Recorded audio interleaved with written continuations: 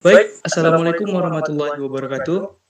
Di sini kami akan melanjutkan presentasi tahap kedua kami tentang prototipe aplikasi yang kami beri nama tentang Voucher for You. Jadi aplikasi ini tentang top up game. Nah, sebelum saya menjelaskan lebih lanjut tentang prototipe aplikasi kami ini, saya akan mengenalkan dulu terlebih dahulu anggota kelompok kami, yaitu pertama ada saya sendiri, Muhammad Ardiansah. Di sini kontribusi saya dalam pembuatan aplikasi ini yaitu sebagai desain utama UI dari aplikasi ini dan ikut serta membantu dalam tahap pembuatan ERD dan juga use case diagram. Saya sendiri di sini selaku moderator yang akan membantu jalannya presentasi pada kali ini. Oke, selanjutnya anggota yang kedua yaitu ada Egi Pratama. Baik, perkenalkan, nama saya Egy Pratama.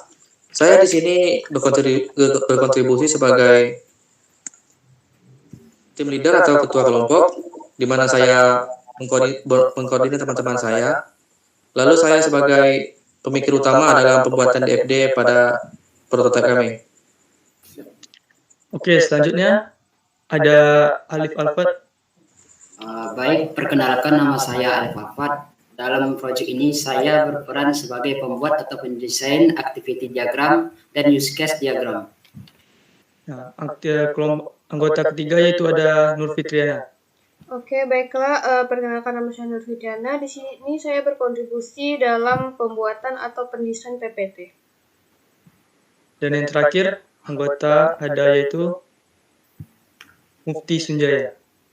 Baiklah, di sini nama saya adalah Mufti Sunjaya. Di sini saya berkontribusi sebagai perancang ERD dan juga membantu dalam merancang activity diagram dan mendesain.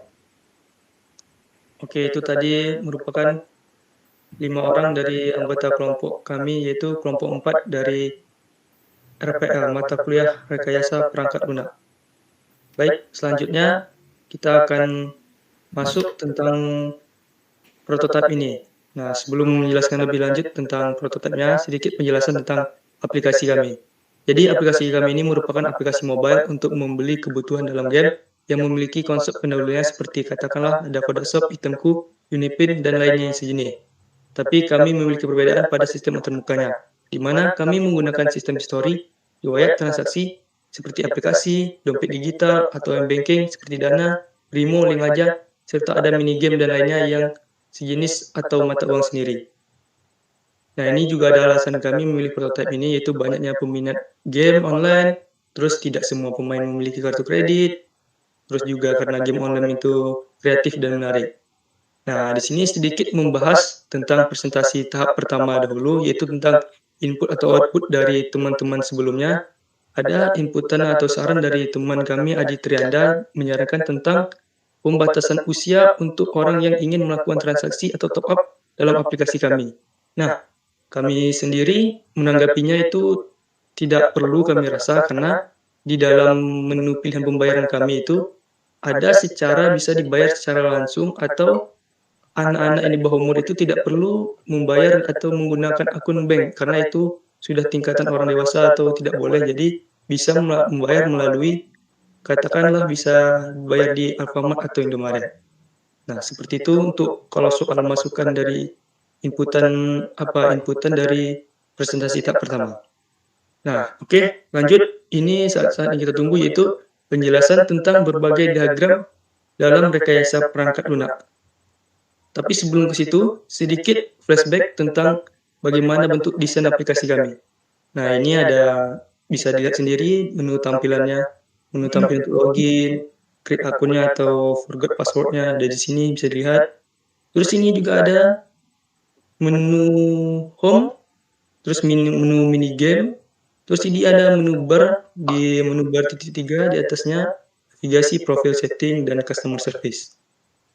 Ya, ini bisa dilihat ada notifikasi, menu e-wallet kami, terus juga ini ada aplikasi menu tampilan untuk top up-nya.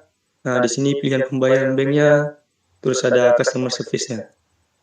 Nah, oke, di sini masuklah kita ke tahap tentang diagram rekayasa perangkat lunak. Nah, di sini yaitu adalah flowchart login. Nah, di sini saya akan menjelaskan tentang flowchart login, yaitu pertama di voucher login ini kita itu memulai atau startnya, terus setelah itu kan ada inputan. Nah, di inputan itu kita disuruh memasukkan username dan password. Nah, setelah kita masukkan situ, dia ada dikatakan sebuah kondisi. Nah, dia akan mengecek username dan password. Nah, apabila username dan password itu salah atau tidak ada, maka dia akan terjadi pengulangan ke awal lagi, start, dan memasukkan username dan password lagi sampai dia ada gitu. Nah, jika dia benar atau true hasilnya, kondisi tadi, maka dia akan lanjut ke home. Itu untuk penjelasan voucher login, dan end untuk itu selesai. Nah, selanjutnya untuk penjelasan hierarki akan dijelaskan oleh teman saya yaitu Nur Fitriana. Baiklah, di sini saya akan menjelaskan tentang sedikit tentang hierarki ya. Yang pertama, di situ kami memiliki ada sistem pembelian voucher game online berbasis mobile dengan metode incremental. Itu judul besar yang kami dapatkan. Selanjutnya, di dalam sistem pembelian voucher game online berbasis mobile dengan metode incremental, ada yang selanjutnya itu level 1, di mana level 1 itu berada pada menu utama. Ada home, minigame, e-wallet, notifikasi, sama customer service. Selanjutnya ada level 2, di mana level 2 itu adalah penjambaran dari level yang pertama tadi. Ada home, minigame, e-wallet, notifikasi, sama customer service. Di mana home itu penjabaran ke level 2-nya ada games, sedangkan di minigame ada special offer sama minigames. Selanjutnya di e-wallet ada top up dan withdraw. Di notifikasi kami tidak memiliki level 2 karena tidak ada turunannya. Selanjutnya kami lanjutkan ke customer service. Turunannya ke level 2 ada feedback sama report bug. Selanjutnya di level 3 itu kami hanya ada di home aja, turunan di home, yaitu enter akun data dan select nominal. Dan level 4-nya juga masih ada di home, yaitu payment, dan level 5-nya juga masih ada di home, yaitu receipt. Sedangkan di level 5-nya itu, level 5, level 4, sama level 3 itu di minigame, e-wallet, notifikasi, sama customer service itu nggak ada. Selanjutnya akan dijelaskan oleh Egi pertama. Baik, di sini saya akan menjelaskan bagaimana konteks diagram pada prototipe kami. Yang pertama, sistem kami memiliki nama yaitu sistem pembelian voucher game online berbasis mobile dengan metode incremental, di mana nama sistem kami pembelian voucher game itu dengan variabel Z, berbasis mobile-nya dengan variabel X, dan metode yang kami gunakan incremental yaitu dengan variabel Y. Pertama, kami di sini memiliki 3 entitas, di mana yang pertama ada admin, customer, dan cashier merchant. Di mana admin di sini, di mana ketiga entitas kami, admin, customer, dan cashier merchant, memiliki masing-masing input dan output ke dalam sistem.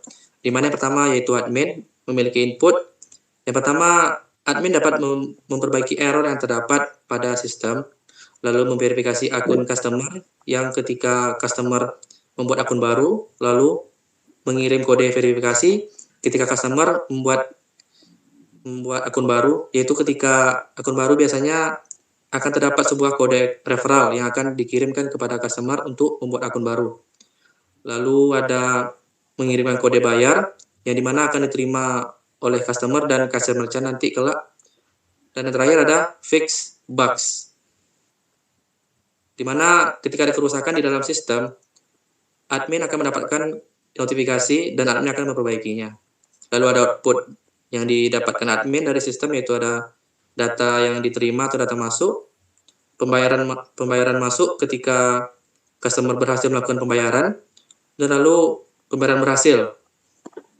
Yang kedua yaitu pada bagian customer, di mana customer ini memiliki input ke dalam sistem, yaitu input data account, data nominal, data username dan password, serta customer dapat mereport atau mengirimkan laporan tentang bugs yang ada pada aplikasi kami.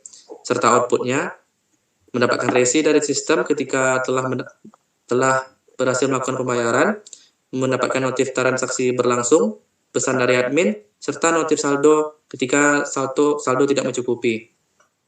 Dan yang terakhir, cashier merchant kami memiliki input ketika customer melakukan pembayaran pada customer merchant. Nanti customer merchant akan mengirimkan notif kepada sistem ketika pembayaran telah berhasil. Ketika customer telah membayarkan sesuai dengan nominal yang diinputkan. Dan untuk outputnya sendiri yaitu mendapatkan kode pembayaran, di mana nanti kode pembayaran tersebut akan disamakan dengan yang dimiliki customer, sehingga ketika melakukan pembayaran tidak terjadi kesalahan. Lalu selanjutnya, pada DFD level 1 kami, ya kami masih memiliki di sini 3 entitas, admin, customer, dan customer merchant, di mana DFD level 1 ini sesuai dengan hierarki pada level 1, di mana ada home, mini game, e-wallet, notification, serta customer service. Nah, di sini admin dapat memberikan input pada masing-masing sistem atau proses, di mana admin dapat merubah tampilan home, di mana home kami ini sebenarnya berisi game-game yang akan bisa kami berikan layanan untuk top up game online-nya, sehingga admin bisa memberikan, misalnya contohkan ada game baru yang baru rilis, nanti admin akan memasukkan game tersebut ke dalam list terbaru. Lalu pada mini game, seperti halnya game tadi, misalnya ada mini game yang akan ditambahkan, admin akan menambahkannya pada mini game tersebut. Lalu di e-wallet, notification, dan seterusnya, di mana pada saat notification, admin akan mengirimkan kepada sistem sebuah pesan atau notifikasi yang akan diteruskan kepada customer. Dan untuk customer service, admin dapat memberikan, misalnya ada laporan terbaru dan diletakkan kepada bagian report bugs, sehingga para customer yang ingin mereport bugs akan mempermudah tanpa perlu mengetiknya secara langsung. Lalu customer, di sini customer dapat memberikan input kepada semua proses lagi, di mana customer dapat membuka menu home dan menginputkan data username-nya untuk melanjutkan transaksi voucher game online-nya. Lalu customer dapat memberikan input kepada mini game, di mana dia dapat memainkan mini game tersebut. Lalu ada e-wallet, tentu saja dia dapat melakukan top up pada aplikasi kami ini. Dan notification, sayangnya pada notification ini tidak ada, karena pada bagian notification hanya admin yang dapat mengirimkan pesan kepada customer. Dan lalu pada CS, tentunya customer dapat mengirimkan laporan bugs terhadap aplikasi kami yang akan disampaikan kepada admin kami nanti. Lalu di sini customer merchant kami di sini hanya dapat terhubung dengan home, di mana nantinya pembayaran kami yang melalui customer merchant akan saling berhubungan dengan customer merchant, di mana pada masing-masing proses kami memiliki tabel masing-masing, di mana home memiliki tabel game, yang dimana isinya yaitu game-game yang ada pada aplikasi kami. Lalu pada tabel mini game, tentunya mini game apa aja yang ada pada aplikasi kami, lalu tabel e-wallet, selanjutnya tabel notifikasi, dan tabel customer service. Lalu selanjutnya DFD level 2. Yang pertama yaitu DFD level 2 bagian 1 atau home, di mana turunan dari DFD pada home kami hanya memiliki satu proses, yaitu games, di mana proses game memiliki satu tabel saja, yaitu tabel game. Seperti yang saya bilang tadi, tabel game berisi game-game yang ada pada aplikasi kami untuk bisa dilakukan transaksi. Di sini kami memiliki 3 entitas, pertama admin, customer, dan customer merchant, di mana admin tadi dapat memberikan input dan output terhadap games. Lalu customer, di mana di sini customer hanya bisa mendapatkan input saja dari games. Lalu customer merchant yang akan dijelaskan pada DFD level selanjutnya. Selanjutnya, yaitu DFD level 2 pada bagian mini game. Pada bagian mini game ini, kami hanya memiliki 2 entitas, yaitu admin dan customer, dengan proses yang ada 2, yaitu special offers dan mini games. Di sini berbeda dengan mini game yang tadi, karena di sini turunannya, dan mini games di sini merupakan merupakan bagian di mana mini game kami berada. Pertama, special offer memiliki tabel dengan tabel offer, di mana tabel offer ini berisi penawaran yang kami tawarkan kepada pelanggan, yang mana yang selalu akan diupdate tiap minggunya oleh admin. Lalu di sini admin dapat memberikan input terhadap kedua proses yang ada, yaitu special offers dan mini games. Lalu ada customer. Customer di sini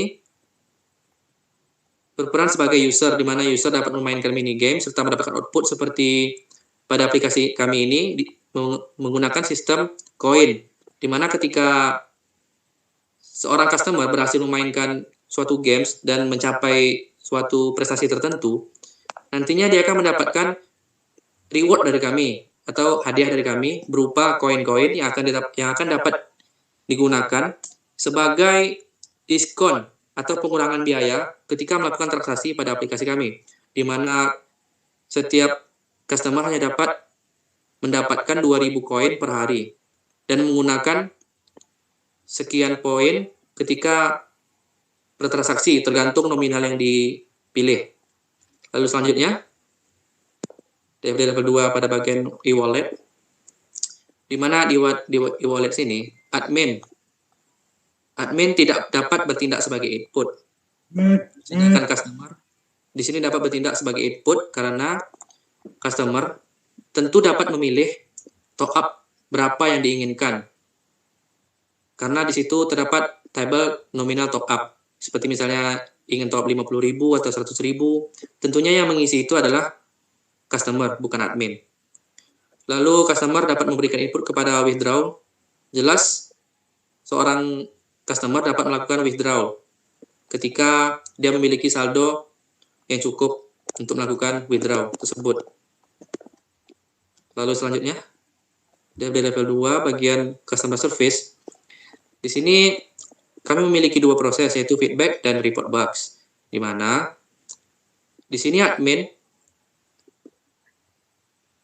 tidak dapat memberikan input kepada feedback karena feedback tersebut hanya dapat digunakan oleh customer, karena tentunya yang dapat memberikan masukan terhadap aplikasi kami yaitu adalah customer yang menggunakan aplikasi kami.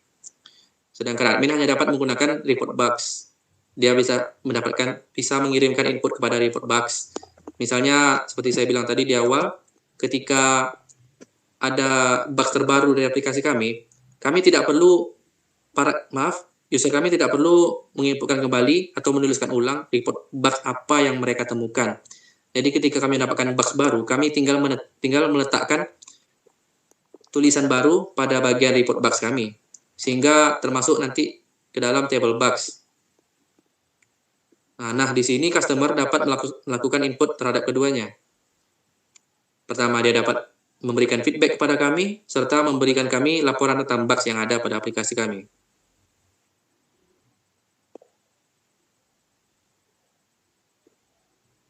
Lalu selanjutnya, level 3, turunan dari games. Di mana kami hanya memiliki di sini satu proses, yang dimana prosesnya itu enter account data dan select nominal, di mana di sini customer memberikan akun datanya kepada sistem untuk diakses, serta nominal yang akan dipilih untuk melakukan transaksi, di mana nominalnya dapat terlihat pada tabel nominal. Misalnya di sini nominalnya ada yang 15.000, 20.000 dan seterusnya. Nah, nanti admin hanya mendapatkan output berupa nominal apa dan berapa yang customer masukkan nanti. Sedangkan customer di sini dapat memberikan input berupa data akunnya dan nominal yang akan dipilih. Lalu nanti setelahnya di akhir customer akan mendapatkan output berupa resi yang akan didapatkan setelah melakukan transaksi. Selanjutnya, DFD level 4, yaitu turunan dari enter account data tadi, di mana kami hanya memiliki satu proses di sini, yaitu payment atau pembayaran, di mana di sini admin selaku pengawas dari aplikasi kami, dia dapat mengawasi, memberikan masukan kepada aplikasi kami, berupa pembayaran-pembayaran yang baru ketika ada sebuah aplikasi pembayaran yang populer pada masa kami.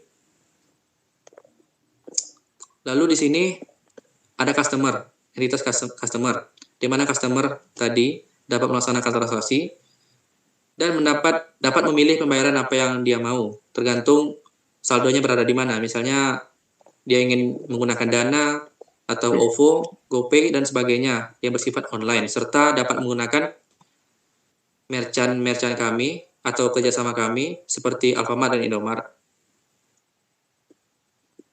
Lalu yang ada di sini entitas kami yaitu Kasir Merchant, di mana nanti Kasir Merchant ini bertugas sebagai salah satu pembantu kami untuk membantu pembayaran para customer kami. Lalu selanjutnya dari kami payment, di mana payment kami ini hanya memiliki satu, yaitu resip, di mana resip ini adalah hasil akhir dari turunan terakhir dari DFD kami, di mana di sini resip ini memiliki tabel resi yang saling berhubungan dengan proses kami. Lalu entitas kami yang pertama yaitu admin. Admin di sini berperan sebagai pengawas. Dia dapat memberikan masukan kepada admin, kepada resip ketika pembayaran tadi telah berhasil, dan admin akan mengirimkannya ke resip, dan resip akan mengirimnya kepada customer.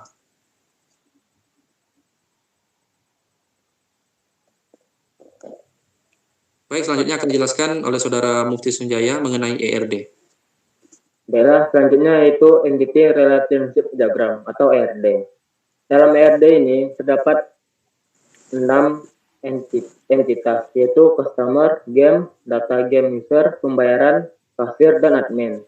Dalam customer terdapat atribut nama customer, ID customer, email, dan nomor HP. Dalam game terdapat atribut kode game, nama game, dan tipe game. Dalam data game user terdapat atribut ID game user dan server game. Dalam pembayaran terdapat atribut tipe game, tipe pembayaran, kode pembayaran, jumlah pembayaran, dan status pembayaran.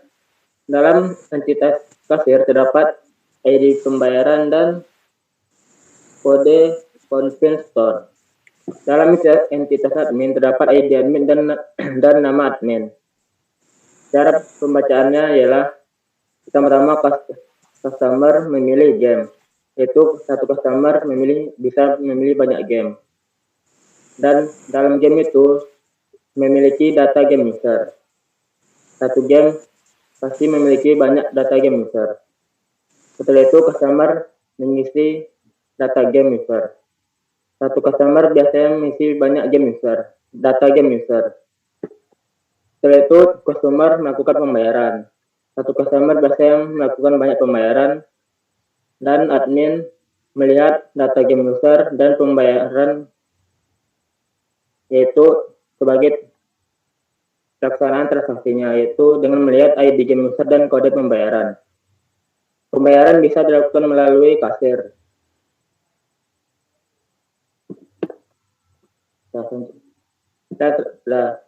Selanjutnya akan dilanjutkan oleh teman saya, yaitu Alif.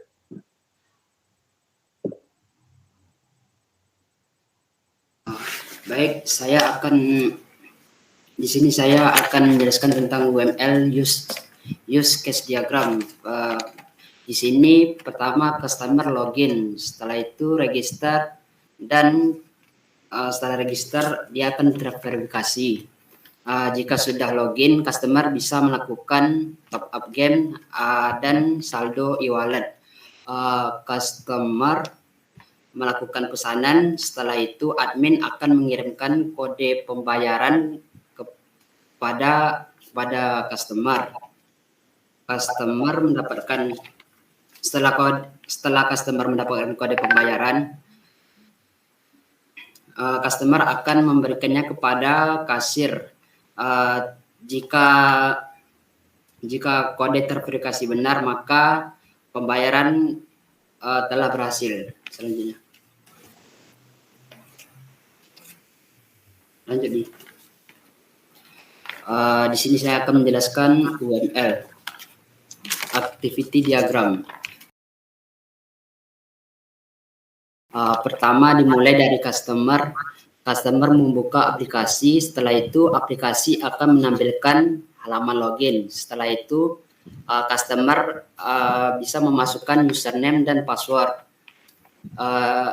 Setelah itu aplikasi akan memverifikasi data, jika benar maka akan menampilkan halaman home. Jika salah, username atau password salah, dia akan ulang pada masukkan username atau password tadi. Setelah menampilkan halaman home, pilih game, customer akan memilih game. Setelah memilih game, aplikasi akan menampilkan halaman pengisian akun data, game, dan nominal. Setelah itu, customer menginputkan data, game, dan nominal. Aplikasi akan menampilkan pilihan pembayaran. Setelah itu, customer memilih metode pembayaran. Setelah itu aplikasi akan menampilkan pop-up verifikasi pembayaran. Jika false, maka diulang dari awal menampilkan pemilihan pembayaran. Jika true, admin akan mendapatkan data akun game yang masuk. Setelah itu mengirimkan kode pembayaran kepada customer. Kode pembayaran diterima, maka admin akan mengirimkan pesanan customer. Jika customer melakukan dengan menggunakan convenience store, kode pembayaran akan dikirimkan kepada kasir terlebih dahulu. Jika telah terverifikasi, maka pengiriman akan segera dilakukan. Notifikasi pembayaran akan ditampilkan oleh aplikasi. Setelah itu customer telah berhasil mendapatkan pesanannya. Sudah, sekian dari saya. Baiklah, di sini terdapat kekurangan kardinalitas antara pembayaran dan kasir, karena saya lupa membuatnya. Yaitu kardinalitasnya ialah banyak pembayaran bisa melalui satu kasir. Oke, terima kasih. Mungkin itu saja akhir dari tahap presentasi kedua kami atau tugas akhir dari mata kuliah rekayasa perangkat lunak. Nah, saya Muhammad Ardiansah selaku moderator, mohon maaf apabila terdapat kesalahan dan saya akhiri. Wabillahi taufiq wal hidayah. Assalamualaikum warahmatullahi wabarakatuh.